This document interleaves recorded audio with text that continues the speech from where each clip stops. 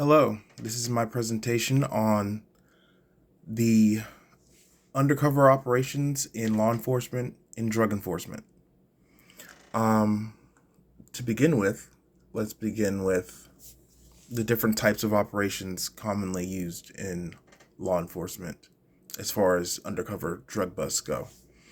There's the reverse sting, the controlled buy, the buy bust, and the buy walk. The reverse sting operation involves law enforcement posing as drug dealers to catch buyers.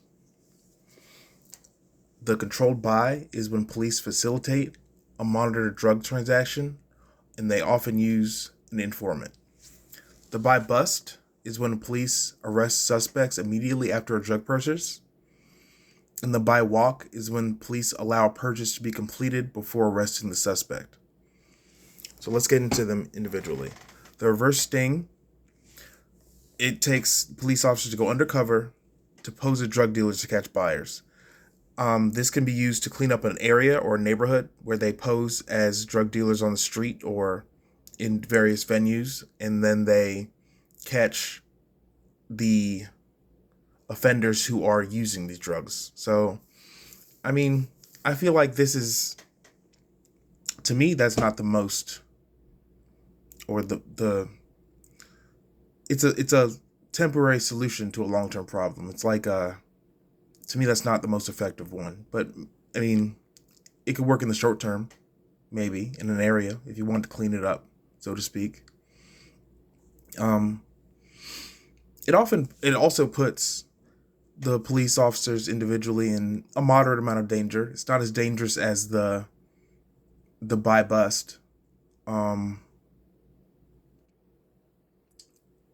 It's not as dangerous as the buy bust, but it's not as safe as the buy walk, so to speak. Then let's move on to the controlled buy. Controlled buy is when the police have someone else buy the substance on their behalf, often by an informant who flips, or who they have a warrant on, or who they've arrested. This is very safe for police officers, but not so as much for the informant. But the informant would probably be more effective in blending in to the environment. So I feel like this would be a very effective.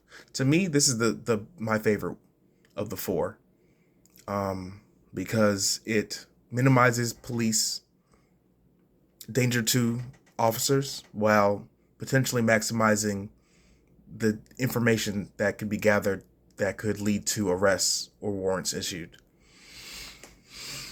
As long as you trust your informant, I suppose, or as long as you can have his arm behind his back, so to speak, or have something on him, to get him to act in the way that you want him to act and do what you want him or them to do.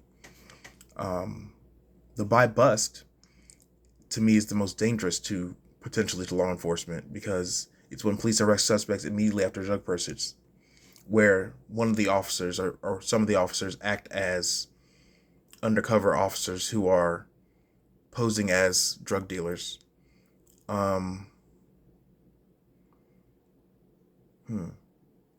It requires the most. I think it requires the most amount of police officers too, if not mistaken. It requires, I think, 4 different vehicles to pull off correctly. I think an unmarked vehicle used for surveillance, 2 unmarked cars, and 1 vehicle used for prisoner roundup. Where also it's important to note that the undercover officers are also arrested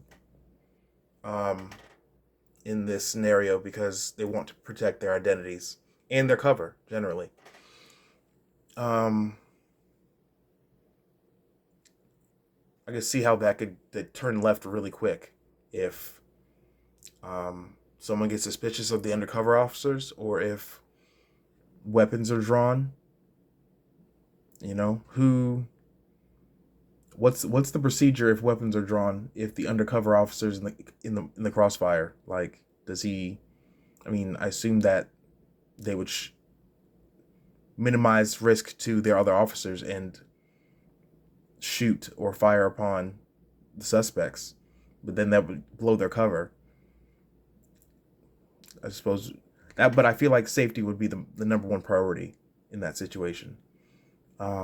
Moving on, the by walk is when police allow purchase to be completed before arresting the suspect.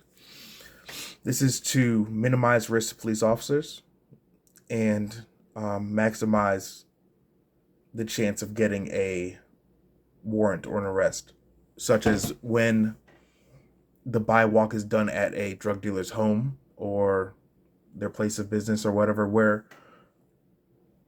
the undercover officer is not in a position of authority, so to speak. The buy walk to me is the second best one. It just gets them in. They do just acts like a normal person. You get the information, you get the drugs, you get the data for the warrant, and then you get out.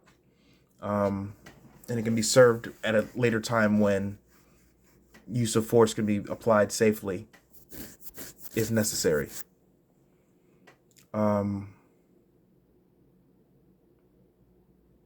Yeah, those are the four techniques that were covered in the text and that I looked up online from various sources. To me, my favorite is definitely the